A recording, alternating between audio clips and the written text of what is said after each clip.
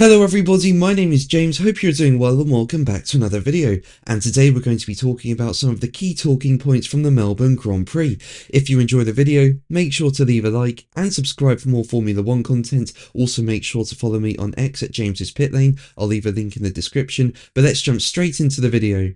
So that was one of the craziest wet dry races I've seen in a long time. Like, there were so many pit stops, so many changes for positions, and so many excellent results. You know, Kimi Antonelli started P16, goes to P5. What an amazing drive from him. He actually finished P4, but he got a 5-second time penalty for an unsafe pit release, so he ended up P5. Alex Albon in the Williams, P4. What a result that is for Williams. So close to a podium, but still to finish P4. That's an excellent result for the team when you consider that they were just thinking, you know, our targets are for when new regulations come in from 2026 and beyond. So really good job from Williams. Then you've got Sauber, Nico Hulkenberg finishing P7. What a drive from him. You know, that Sauber has looked so bad. You know, you'd think it should be near the back of the grid, and in that crazy wet dry race, he gets the car into P7, scores valuable points for the team. So yes, some really incredible results today.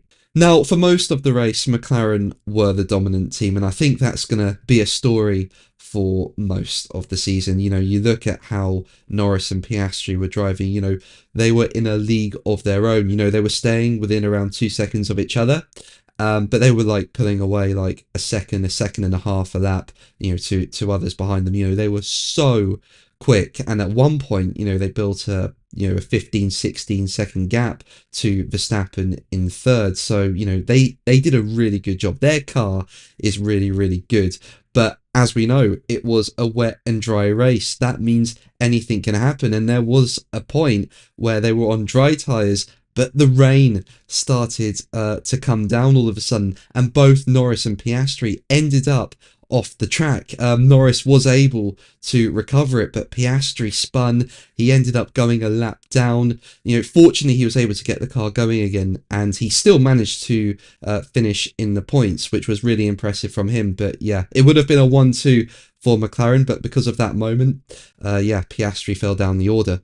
And towards the end of the race, we saw Verstappen right on Norris's tail. There was a late safety car, and once the safety car came in, there was around 5 or so laps of racing. Norris made a small mistake, and that put Verstappen within DRS. And yeah, for those final 4 laps or so, Verstappen was really pushing Norris all the way to the checker flag. It was really good to see. Verstappen was trying to line up a move, but Norris was able to hold him off, and Norris ended up winning with Verstappen in P2.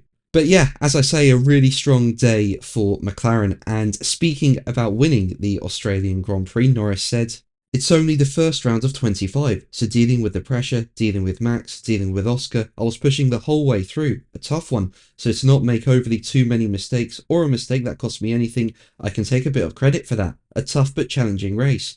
But for McLaren, I need to give them a big thanks, because they have given me an amazing car." But it was not a good race for Ferrari. As we know, Charles Leclerc qualified P7, Lewis Hamilton P8, and then we get to the Grand Prix, and there was talk that they may have, you know, prepared more for a wet race, hence their slower pace in qualifying, but they just weren't there today in the Grand Prix. You know, Charles Leclerc made a good start, got up into P5, but he really couldn't do more than that really for most of the race. Lewis Hamilton, he was stuck in P8 for most of the race. But Hamilton briefly found himself in the lead, while Leclerc was also up in the podium positions as well, when both Ferraris initially stayed out on slicks, when those ahead pitted for wet tyres as the rain started to come down.